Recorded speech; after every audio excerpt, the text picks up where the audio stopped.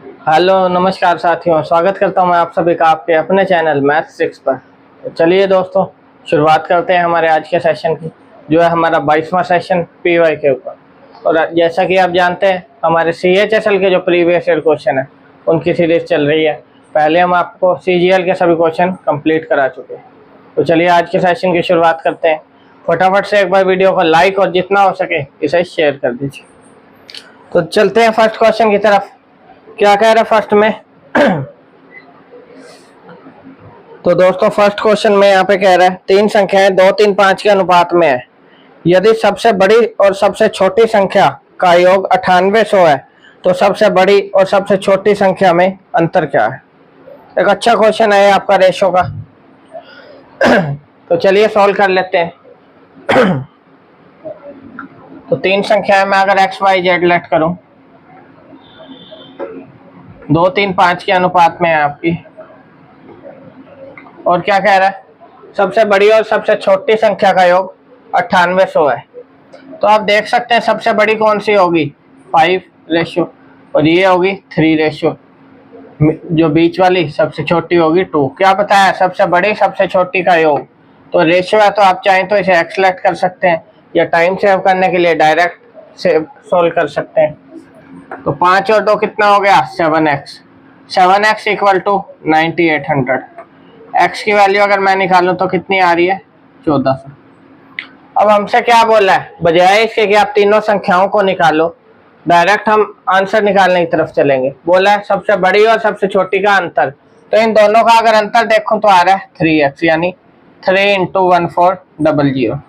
4200 आपका आंसर आपके सामने। तो ये शॉर्टकट है। ये इन चीजों से आपको बचना कि आप कैलकुलेशन को बड़ा करें, बजाय इसके कि आप तीनों संख्याओं को एक एक करके निकालें फिर डिफरेंस निकालें। तो आपका एक स्टेप बच सकता है कि आप डायरेक्ट 3x यहाँ से निकाल लें और x की वैल्यू पुट करके आंसर निकाल लें। उम्मीद करता हूँ आप सभी को ये क्वेश्चन अच्छे से क्लियर हो गया होगा। तो चलते हैं अब हम सेकंड क्वेश्चन की तरफ।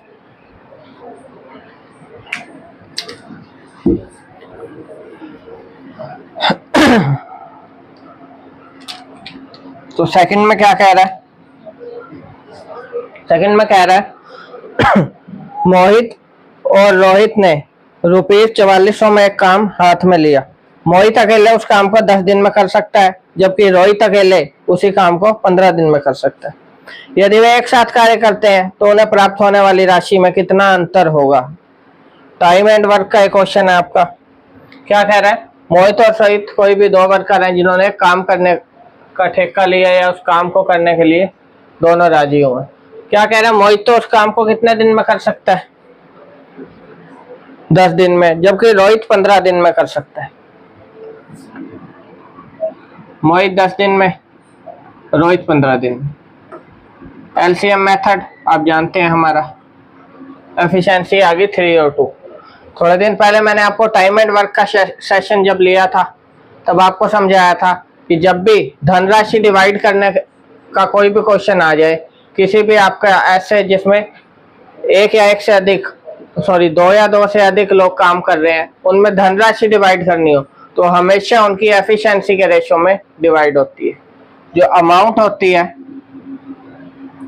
वो किसके प्रोपोर्शनल है? डायरेक्ट उनकी एफिशिएंसी के। तो एफिशिएंसी का जो रेशो है उसमें यहाँ पे डिवाइड होगी। उम्मीद करता हूँ वो सेशन जिन्होंने भी देखा होगा उन स्टूडेंट्स को ये तुरंत ये क्वेश्चन का आंसर उन्होंने निकाल लिया होगा।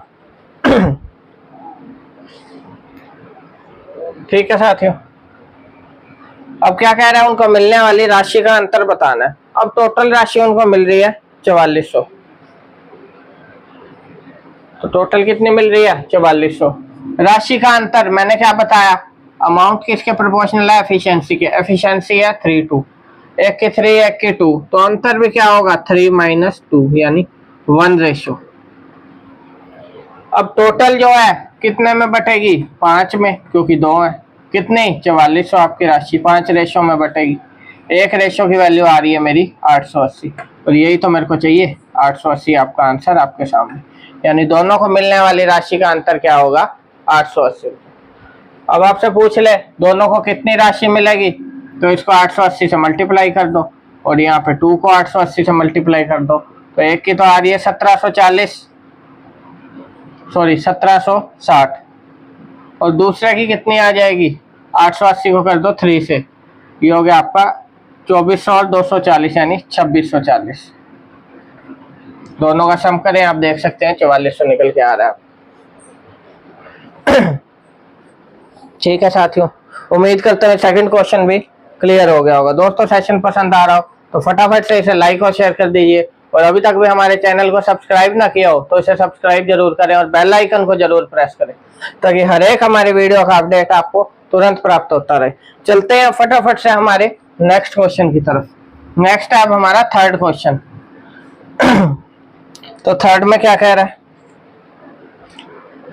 तो यह थर्ड क्वेश्चन में कह रहा है यदि tangent F is equal to 15/8 तो sine F plus cos F का मान बताइए। तो ट्रिग्नोमेट्री से रिलेटेड आपका क्वेश्चन है। Tangent F is equal to 15/8 आपको गिवन है। Tangent F is equal to 15/8 ये आपको गिवन है। क्या बताना है, साइन एफ और cos F, sine F plus cos F, ये मान आपको बताना है।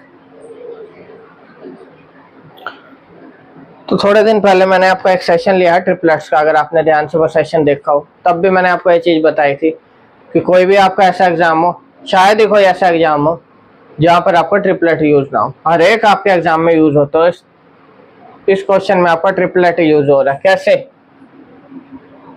ट्रिपलेट होता है हमारा, एक 8 15 17 परपेंडिकुलर बेस हाइपोटेन्यूज, या फिर ये बेस या परपेंडिकुलर हो सकता है। हाइपोटेन्यूज सबसे बड़ी जो साइड होती है ट्रायंगल में।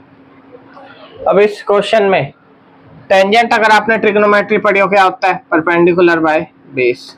Sign F perpendicular by hypotenuse और बेस बाय हाइपोटेन्यूज। परपेंडिकुलर की वैल्यू है मेरे पास 15, बेस 8, हाइपोटेन्यूज कितना होगा 17 बाय ट्रिपलेट। तो बस पुट कर दो यहाँ पे, परपेंडिकुलर कितना है 15, हाइपोटेन्यूज 17, बेस कितना है 8, हाइपोटेन्यूज 17, 15 और 8 हो गया 23, तो 23/17 आपका आंसर आपके सामने। तो ये चीजें आपको आनी चाहिए जो भी ट्रिग्नोमेट्री की आइडेंटिटी है। ट्रिपलेट्स फिर एक बार कहूँगा बहुत इंपॉर्टेंट टॉपिक है, तो इस टॉपिक को जरूर आप करें, इसीलिए मैंने आपका स्पेशल सेशन लिया। चलते हैं अब हमारे नेक्स्ट क्वेश्चन की तरफ। नेक्स्ट में क्या कह रहा है,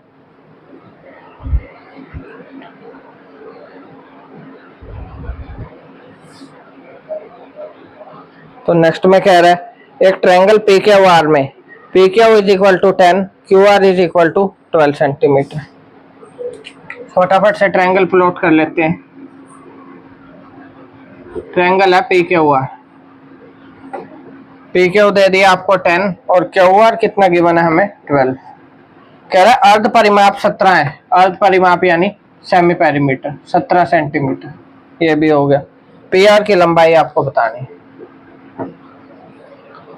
तो अगर ध्यान से देखें तो बहुत ही एक इजी क्वेश्चन है। अगर आपने बेसिक आपको पता हो कि ट्रायंगल क्या होता है, उसका परिमाप क्या होता है, तो भी आप इनको इस क्वेश्चन को चुटकियों में कर लें। तो पेरीमीटर ऑफ ट्रायंगल हमारा होता है तीनों साइड्स का सम, और यहाँ बात हो रही है अर्ध परिमाप यानी सेमी पेरीमीटर। सेमी पेरीमीटर होता है पेरीमीटर का हाफ, यानी a + b + c/2, यही होता है हमारा सेमी पेरीमीटर। तो दो साइड से आपको गिवन है कितनी, एक 10 एक 12, तीसरी आपको निकालनी है डिवाइड बाय 2, और सेमी पेरीमीटर की वैल्यू गिवन है 17। ये हो गया आपका 34 इज इक्वल टू 22 + c, तो c की वैल्यू आ गई 12 सेंटीमीटर, और c हमारा किसके इक्वल है पी आर के। 12 सेंटीमीटर आपका आंसर आपके सामने। ठीक है साथियों, तो उम्मीद करता हूँ जितने भी क्वेश्चन मैंने अभी तक कराए हैं हर एक क्वेश्चन आपको अच्छे से क्लियर हो गया होगा। कोई भी डाउट हो आप कमेंट सेक्शन में पूछ सकते हैं। चलें आगे।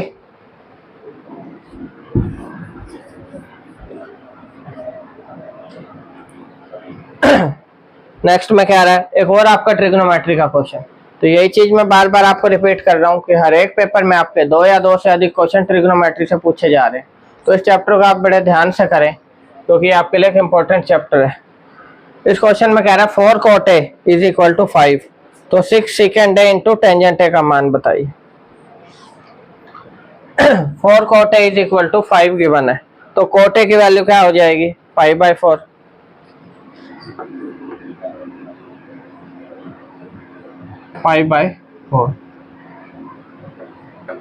आपको बताना है 6 secant A into tangent A।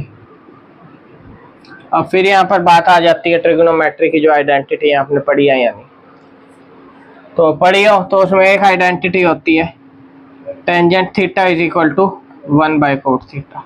तो मेरे पास यहाँ टेंजेंट की वैल्यू निकल आई। कोट अगर 5/4 है तो टेंजेंट 4/5 हो जाए।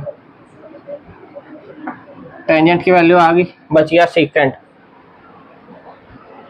तो सेकंड को भी अलग अलग आपके पास मेथड है, या तो जो पिछले क्वेश्चन में आपने ट्रिग्नोमेट्री का फॉलो किया। कोट क्या होता है बेस बाय परपेंडिकुलर, तो परपेंडिकुलर है 4, बेस है 5, हाइपोटेन्यूज बाय पाइथागोरस थ्योरम।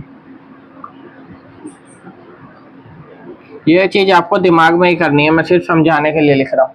इन दोनों का स्क्वायर करके ऐड करके स्क्वायर रूट कर देना, 5 का स्क्वायर प्लस 4 का स्क्वायर, तो ये हो जाएगा 25 प्लस में 16 41, तो √41 आ गया हमारा हाइपोटेन्यूज। उम्मीद करता हूँ यहाँ तक समझ आ गया होगा। और सेकंड क्या होता है हमारा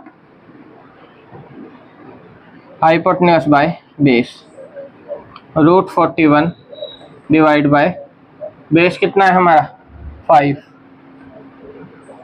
बस पुट कर देंगे यहाँ पे 6 आपका एज इट इज सेकंड की जगह √41/5 और टेंजेंट की जगह 4/5। कितना आ रहा है 24 इंटू √41 डिवाइड बाय 25।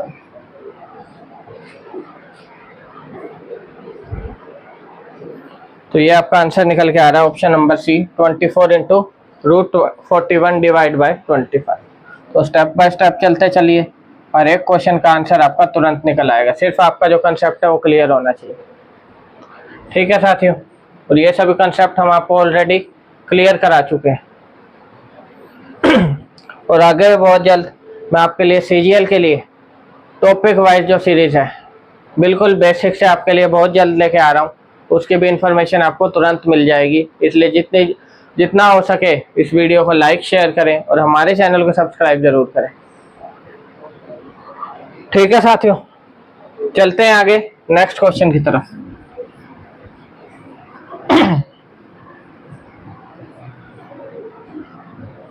नेक्स्ट में क्या कह रहा है -6 -9 -6 -3 और ऐसे कॉन्टिन्यूस आपकी एक सीरीज चल रही है।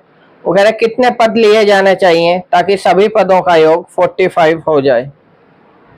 तो ये आपका अर्थमेटिक प्रोग्रेशन जो हमने आपका एक सेशन लिया था एपी, हर एक फॉर्मूला मैंने आपको उसमें रिवाइज कराया था। तो अभी तक वो सेशन ना देखा हो तो जाके जरूर देखें। ये एपी का ही आपका क्वेश्चन है। क्या सीरीज गिवन है -9 -6 -3, ऐसे ही आपकी ये सीरीज चलती जा रही। वो कह रहे कितने पद लें कि जो इनका सम है वो आ जाए 45, यानी योग आ जाए 45। बात आगे कि कितने पद लिए जाने चाहिए, तो एपी का फटाफट से आपको रिवाइज करा देता हूं। जो बेसिक जो 1-2 फॉर्मूले हैं, ये होता है आपका ए यानी nth टर्म क्या होता है a प्लस में n-1 इंटू डी, यहाँ ये होगी आपकी nth टर्म, ये होता है आपकी फर्स्ट टर्म। तो डिटेल में पढ़ने के लिए आप हमारे सेशन को देख सकते हैं, अर्थमेटिक प्रोग्रेशन का सेशन लिया था मैंने। n होता है आपका नंबर ऑफ टर्म्स और d हमारा कॉमन डिफरेंस, और d का फॉर्मूला क्या होता है second term minus first term, ये होता है कॉमन डिफरेंस। अब आता है सम का फॉर्मूला। सम के भी 2 आपके फॉर्मूले, एक शॉर्टकट n/2 a + l। ये तब यूज होता है जब आपको लास्ट टर्म और फर्स्ट टर्म गिवन हो और नंबर ऑफ टर्म गिवन हो, तब आप सम निकाल सकते हैं। अगर लास्ट टर्म गिवन ना हो तब कौन सा फॉर्मूला अप्लाई होता है, n/2 2a plus n-1 into D, और यही फॉर्मूला आपका इस क्वेश्चन में अप्लाई होने वाला है क्योंकि हमें लास्ट टर्म गिवन नहीं है। तो चलिए इस क्वेश्चन को सॉल्व कर लेते हैं। अब योग हमें ऑलरेडी गिवन है, कितना 45, तो योग की जगह 45 रख दूंगा। फॉर्मूला अप्लाई करूंगा n/2, n हमें निकालना है, क्या पूछा कितनी टर्म्स ले जानी चाहिए, यानी नंबर ऑफ टर्म्स आपको निकालनी है।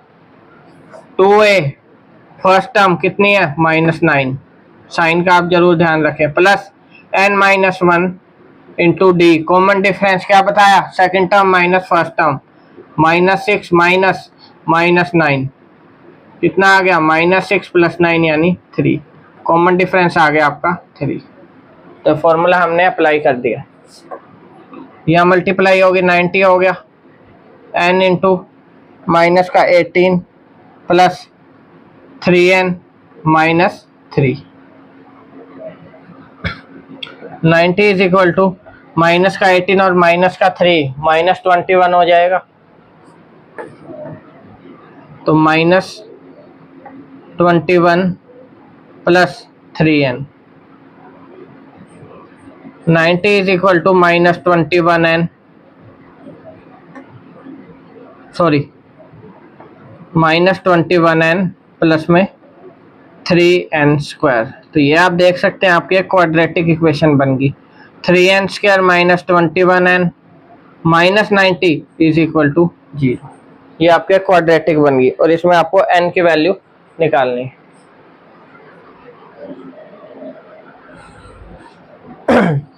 तो इसको आप सोल्व करने के लिए शॉर्ट कर सकते हैं, 3 कॉमन दिख रहा है मेरे को इनमें, तो 3 कॉमन लूंगा तो वहां जाके 0 हो जाएगा, n² -7n -30 is equal to 0।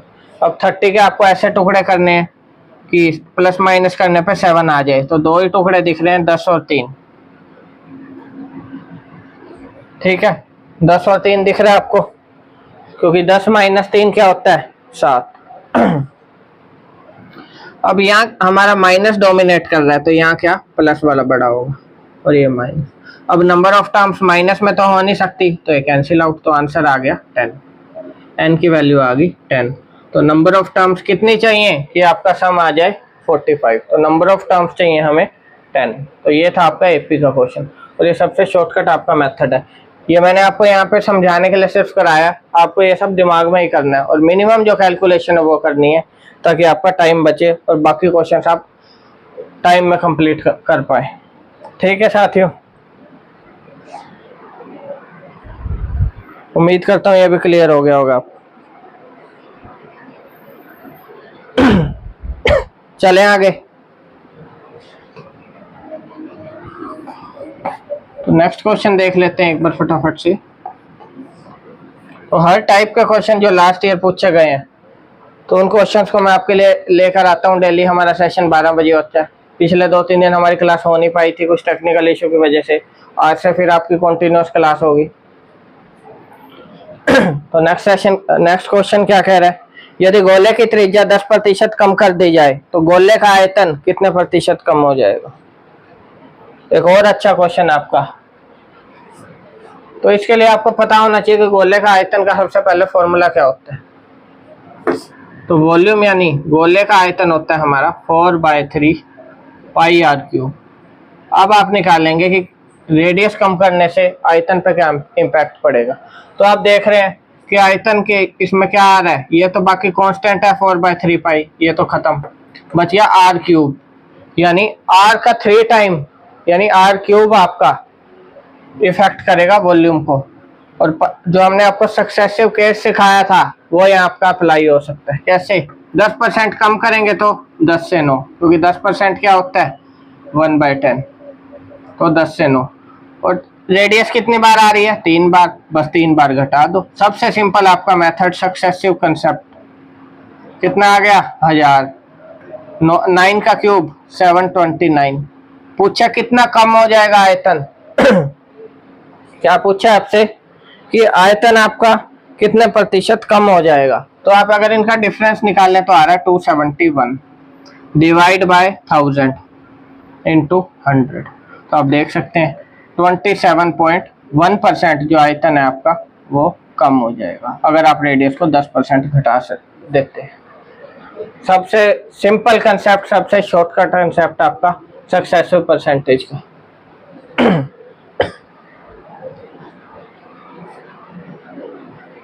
ठीक है साथियों, उम्मीद करता हूँ ये भी आपको क्लियर हो गया होगा। दोस्तों अभी तक भी जिसने वीडियो को लाइक और शेयर ना किया हो तो रिक्वेस्ट करूँगा फटाफट से एक बार वीडियो को लाइक और शेयर कर दीजिए और हमारे चैनल को सब्सक्राइब करना ना भूलें। तो चलते हैं अब नेक्स्ट क्वेश्चन की तरफ। नेक्स्ट है अब हमारा 8th क्वेश्चन। 8th में क्या कह रहा है, यदि दो बेलनों का आयतन का अनुपात 6:1 है। किसका अनुपात है? वॉल्यूम का।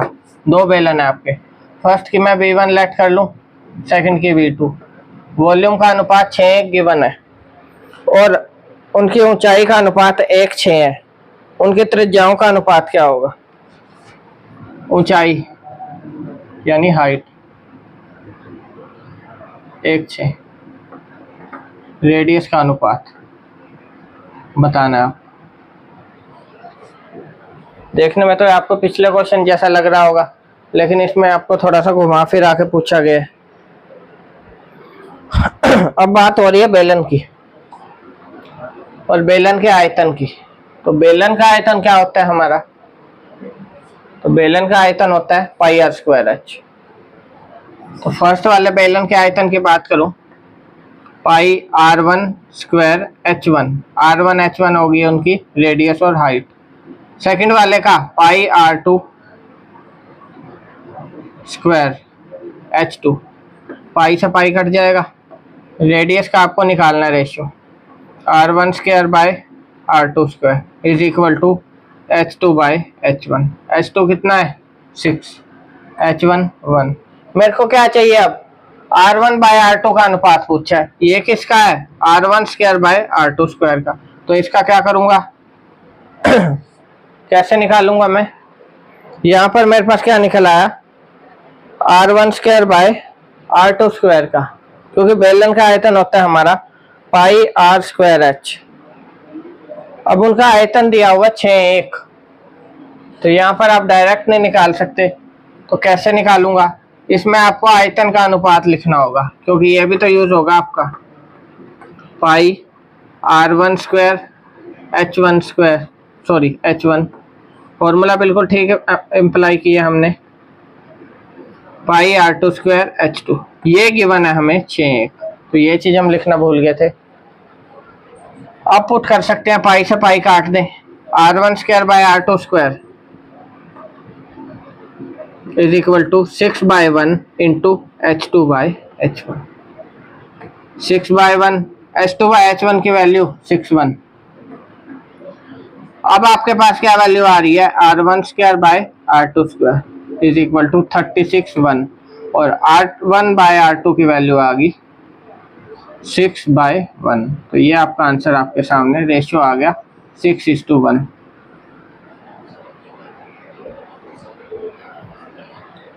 ठीक है साथियों, तो ये भी एक अच्छा क्वेश्चन कहूँगा मैं। डिफिकल्ट नहीं कह सकते, बस आपके जो कंसेप्ट है वो क्लियर होना चाहिए। चलते हैं अब हमारे नेक्स्ट क्वेश्चन की तरफ। 9th क्वेश्चन देख लेते हैं एक बार फटाफट से। अब 9th में क्या कह रहा है? एक व्यापारी अंकित मूल्य पर 20% की छूट देता है।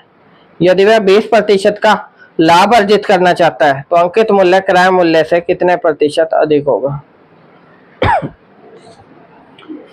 तो सीपी और एमपी का आपका कंसेप्ट है और इसका मैंने आपको शॉर्टकट मेथड बताया हुआ है। ऐसा जब भी आपके पास कोई क्वेश्चन आ जाए जिसमें आपको डिस्काउंट दे और फिर प्रॉफिट की बात है, तो वो शॉर्टकट मेथड में बता देता हूँ फटाफट से एक बार फिर से आपको। एमपी और जो हमारा सीपी का रेशियो, क्योंकि यही तो पूछा है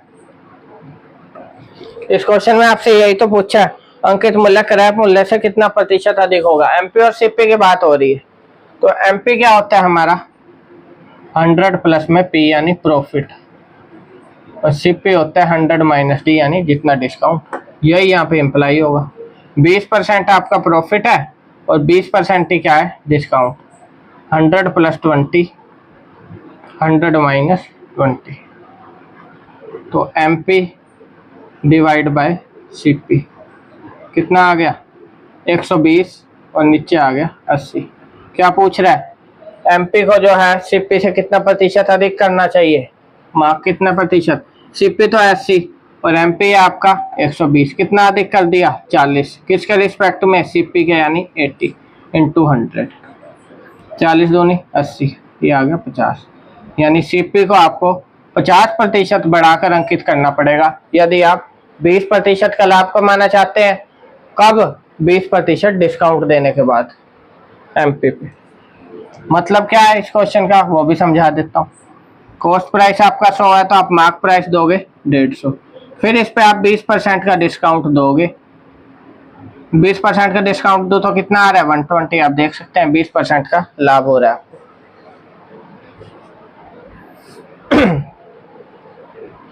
ठीक है साथियों, चलें आगे।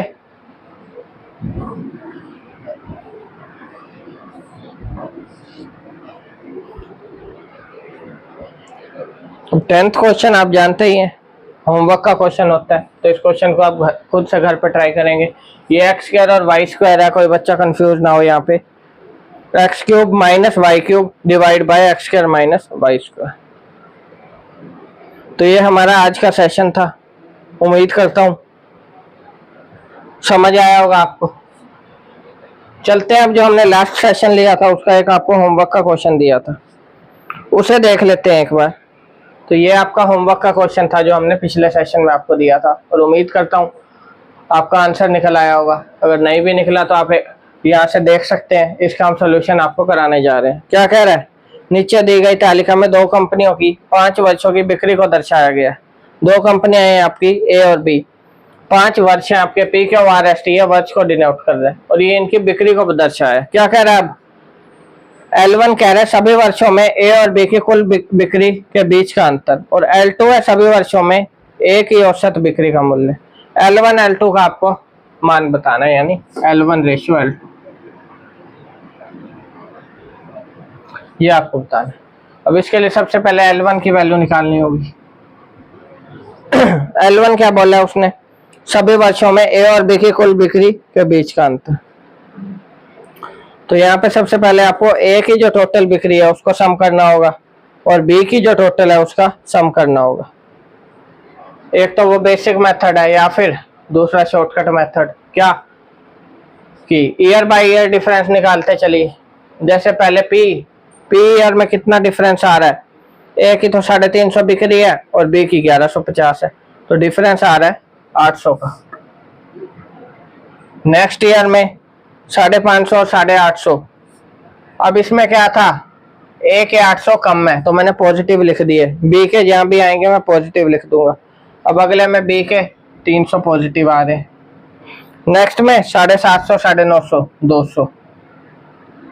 नेक्स्ट में 650 और 350, माइनस का 300, और लास्ट वाले में माइनस का 200।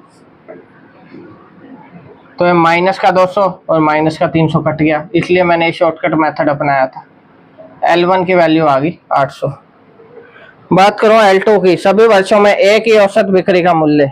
A की औसत बिक्री बतानी है सभी वर्षों में, तो A की बिक्री औसत क्या होता है, सभी वर्षों में जो बिक्री divide by total number of years. कितने ईयर्स है, 5।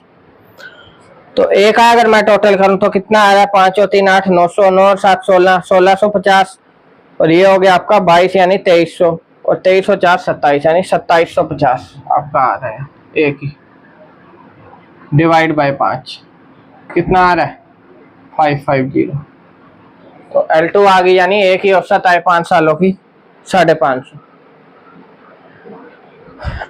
ठीक है साथियों, पूछा क्या है, L1 L2, यानी L1 और L2 का रेशियो 800, 550,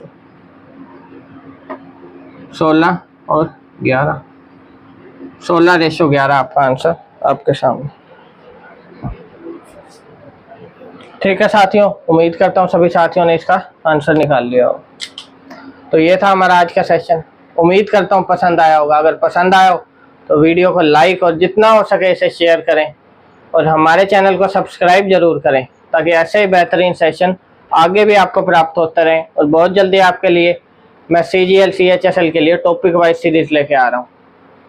तो जुड़े रहें हमारे चैनल के साथ। डेली आपकी 12 बजे क्लास होती है। तो इसी के साथ धन्यवाद दोस्तों, आपका दिन शुभ हो। क्लास की PDF मैं हमारे Telegram channel maths tricks bye Bharat sir पर अभी अपलोड कर दूंगा।